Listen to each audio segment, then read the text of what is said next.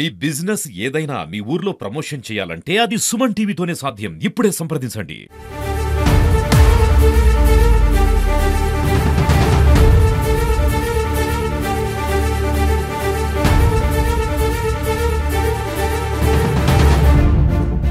Welcome to Suman TV Warangal. నేను వేణుమాధవ్. ఒకవైపు degree PG కళాశాలలు, మరోవైపు ఇంజనీరింగ్ వృత్తి విద్యా కళాశాలలు అన్నీ కూడా దాదాపు మూతబడ్డాయి. మోక్షగుండం విశ్వేశ్వరయ్య జయంతి రోజు ఈరోజు ఇంజనీరింగ్ కళాశాలలు అన్నీ కూడా నిరవధిక బంద్కు పిలుపునివ్వటం కూడా నిజంగా విచారకరం.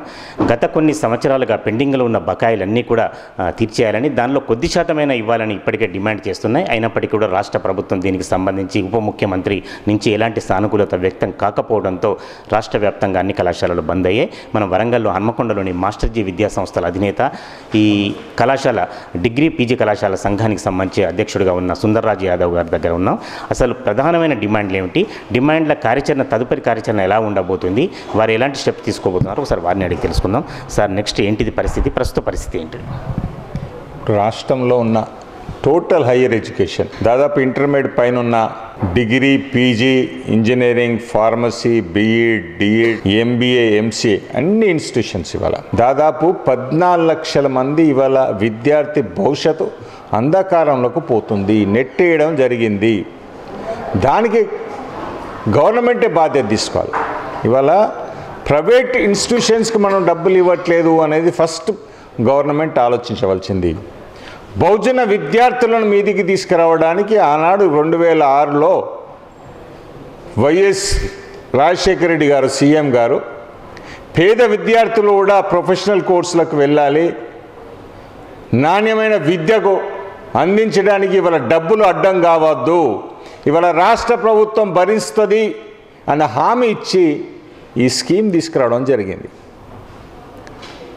సో ఇంతమంది 14 లక్షల మంది ఇవాళ ఇబ్బంది పడుతున్నారు పిల్లలు, ప్లస్ వారి తల్లిదండ్రులు కూడా ఇబ్బంది పడుతున్నారు. అంటే సుమారు 28 నుంచి 40 లక్షల మందికి పేరెంట్స్ ఇద్దరు తీసుకుంటే దాదాపు 40-50 లక్షల మంది ఇవాళ ఇబ్బంది పడే రోజు వచ్చింది. మీరేమంటారు? మా దగ్గర డబ్బులు లేవంటారు. అయ్యా ముఖ్యమంత్రి గారు, మీరు అన్ని స్కీములు నడుపుతున్నారు, అందరికీ శాలరీ పే చేస్తున్నారు, టీఎన్జిఓస్కు, ఎంప్లాయీస్కి అందరికీ. మీరు మా పేద విద్యార్థులకు వచ్చేకారణంగా మీకు కష్టమవుతుందా? ఇవాళ ఒక విద్యార్థి చదువుకుంటే, ఇంజనీరింగ్ విద్యార్థి, మీరు దీన్ని హ్యూమన్ రిసోర్స్ మీద ఇన్వెస్ట్మెంట్గా ఆలోచించండి. మానవ వనరుల మీద ఇవాళ ఇన్వెస్ట్మెంట్, మీరు ఇరిగేషన్ మీద కోట్లాది లక్షలు ఇవాళ మీరు ఇన్వెస్ట్ చేస్తున్నారు. రిటర్న్ ఎంత వస్తుందో భగవంతుని తెలుసు. కానీ మీరు ఇన్వెస్ట్ చేసే హ్యూమన్ రిసోర్స్లో 5 ఏళ్లలో మీకు రిటర్న్ స్టార్ట్ అవుతాయి.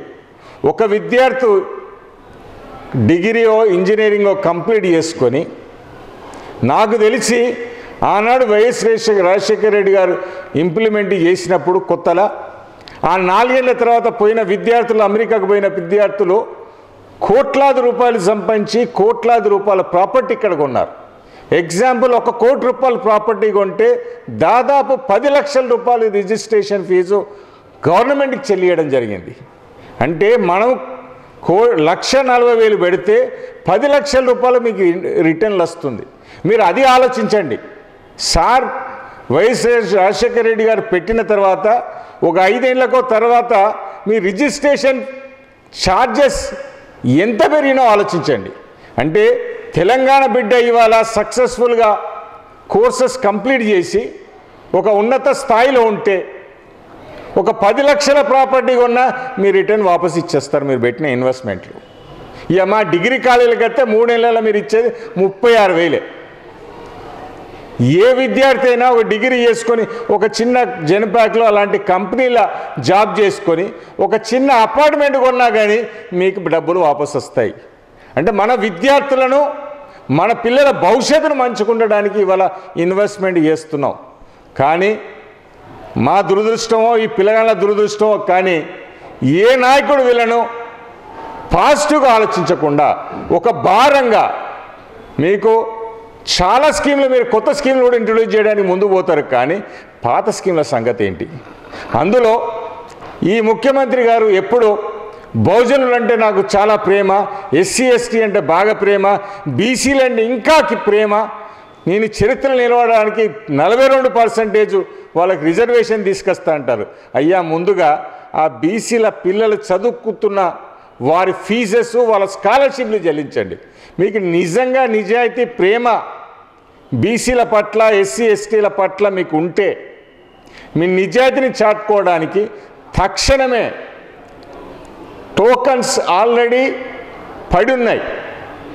రిలీజ్ ట్రెజర్ ఆఫీస్కి రిలీజ్కి రెడీగా ఉన్న టోకన్లు దాదాపు 1200 నుంచి 15, మీకే తెలుసు కరెక్ట్ లెక్క, కానీ 1200 కోట్ల పైన ఉంటాయి. అవి తక్షణమే రిలీజ్ చేసి కాలేజీలందరికీ ఆక్సిజన్ అందియవలసిందే కోరుతున్నాం. దసరా రాబోతుంది. స్వీపర్ నుంచి ప్రిన్సిపల్ వరకు శాలరీస్ గురించి వెయిట్ చేస్తున్నారు. మేనేజ్మెంట్ ఇవ్వలేని పరిస్థితిలో ఇవాళ బంద్ కాల్ ఇచ్చాం. సంతోషం కాదు, బాధాకరంగా ఇవాళ ఇవ్వాల్సి వచ్చింది. మీరు రీఎంబర్స్మెంట్ ప్రధాన సమస్యను ప్రస్తావించారు. కానీ ఇంకొక విమర్శ ఏమిటంటే చాలా కళాశాలలు సర్టిఫికెట్లు ఇవ్వకుండా పిల్లల దగ్గర నుంచి డబ్బులు వసూలు చేసి దాదాపు అప్పుడు సర్టిఫికెట్లు ఆపుతున్నారు. పిల్లలు ఇచ్చిన తర్వాత సర్టిఫికెట్లు ఇస్తున్నారు. దీనివల్ల అల్టిమేట్గా మళ్ళీ పిల్లలు నష్టపోతున్నారు, కానీ మేనేజ్మెంట్లు ప్రభుత్వం నష్టపోతలేదని మరొక విమర్శ ఉంది. ఇప్పుడు ఇన్ టైం కాక ఇప్పుడు కోర్స్ స్టార్ట్ అవుతుందండి. ఇవాళ జూన్లో వాళ్ళు అడ్మిషన్ తీసుకుంటారు. మార్చి లోపల కాక గవర్నమెంట్ చెల్లిస్తే ఈ భారం పిల్లల మీద పడదు కదా. ఇప్పుడు మేమేమంటున్నాం, గవర్నమెంట్ చెల్లిస్తే పిల్లల మీద అసలు భారమే పడదు కదా. వాళ్ళ గురించి మీరు ఆల్రెడీ చెల్లించిన తర్వాత ఉల్టా రివర్స్గా ఏమైనా మేనేజ్మెంట్ తీసుకుంటే మీరు పోలీస్ యాక్షన్ తీసుకోండి, కేసులు పెట్టండి కాలేజ్ మీద. ఇప్పుడు మేనేజ్మెంట్ విధి లేని పరిస్థితుల్లో 3 ఏళ్ళు రావాల్సిన ఫీజు బతిలాడి తీసుకోవాల్సి వస్తుంది, ఎందుకంటే టీచర్ల శాలరీ ఇవ్వడానికి. కానీ ఇన్ టైమ్గా కాక మేమేమంటున్నాం, 1 ఇయర్ లోపు కోర్స్ స్టార్ట్ అయ్యి మార్చ్ ఎండింగ్ అయ్యే లోపలన్నా మీరు ఇవ్వకపోతే స్కూల్స్ కాలేజ్ ఎట్లా నడుస్తాయండి? మీరు ఒక్కసారి చూడండి, ఒక 1 మంత్ గవర్నమెంట్ ఎంప్లాయీస్ శాలరీస్ ఆపి మీరు నడపగలుగుతారా ప్రభుత్వాన్ని అడగండి. అంటే ఇవాళ ఒక్క మంత్ మీదే ప్రభుత్వం కదా, శాలరీస్ చెల్లించకుండా మీరు నడపగలుగుతారా చెప్పండి. మీరు అలాంటిది మేము సంవత్సరాల కొద్దీ వ్యవస్థను నడపాలంటే అది ఎలా సాధ్యం? మీరు ప్రాక్టికల్గా ఉండండి. ఇదేదో మేనేజ్మెంట్కి ఇవ్వడం కాదు, మన పిల్లలకి ఇస్తున్నాం, మన పిల్లల భవిష్యత్తు గురించి ఇస్తున్నాం, బహుజనుల భవిష్యత్తు గురించి ఇస్తున్నాం అని ఒక పెద్ద మనసు చేసుకొని ఆలోచించి మీరు చేయగలిగితే ఇది కష్టమైన పని కాదని నేను అంటున్నాను. సార్ సుందర్ సార్, నెక్స్ట్ కార్యాచరణ ఎలా ఉండబోతుంది? తర్వాత నిరవధిక సమ్మె చేసే పరిస్థితులలో డిగ్రీ కళాశాలలు కానీ ఇంజనీరింగ్ కళాశాలలు కానీ ఉన్నాయా? 100% అండి. నడపలేని పరిస్థితికి అయితే కాలేజీలు రావడం జరిగింది. నిన్న రాత్రి వరకు చర్చలు జరిగినాయి, అవి సఫలం కాలేదు. అవి కంటిన్యూషన్గా ఇవాళ 3 o'clock కూడా మాకు టైం ఇవ్వండి, మేము మళ్ళీ ఒకసారి మీతో చర్చించుకొని గవర్నమెంట్లో చర్చించుకొని మేము ఒక ముందడికి వస్తామని వాళ్ళు తెలియజేశారు. సో దానికి స్ట్రైక్ ఏం కాల్ ఆఫ్ చేయలేదు. వారు పెద్ద మనసు చేసుకొని టోకెన్ నెంబర్లన్నీ రిలీజ్ చేస్తే 100%గా మేము కాల్ ఆఫ్ చేస్తాం. కానీ టోకెన్ రిలీజ్ చేయకుండా మాత్రం స్ట్రైక్ మాత్రం కాల్ ఆఫ్ కాదు. కళాశాల విద్యార్థులు కథం తొక్కారు, ఇప్పుడే ధర్నా కూడా చేస్తున్నారు. దీనికి సంబంధించిన కళాశాల విద్యార్థులు అడిగే ప్రయత్నం చేద్దాం. రిలీజ్ చేయడం లేదు, రియంబర్స్మెంట్ రిలీజ్ చేయాలని మేము అందరం పోరాటం చేస్తున్నాము. ప్రతి ఒక్క కాలేజ్ విద్యార్థి కానీ మస్తు సఫర్ అవుతున్నారు. వాళ్ళ పేరెంట్స్ తల్లిదండ్రుల ఆర్థిక ఇబ్బందుల ద్వారా వీళ్ళతో చాలా సఫర్ అవుతున్నారు.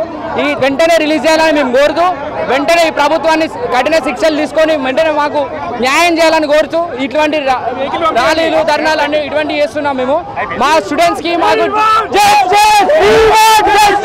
తెలంగాణ రాష్ట్ర వ్యాప్తంగా 8,300 కోట్ల పెండింగ్ రియంబర్స్మెంట్ స్కాలర్షిప్ పెండింగ్లో ఉన్నాయి. దాదాపు ఈ ప్రభుత్వం వచ్చి 20 నెలలు గడుస్తున్నది. 20 నెలలు గడుస్తున్నా కూడా రియంబర్స్మెంట్ స్కాలర్షిప్ ఇవ్వడం లేదు.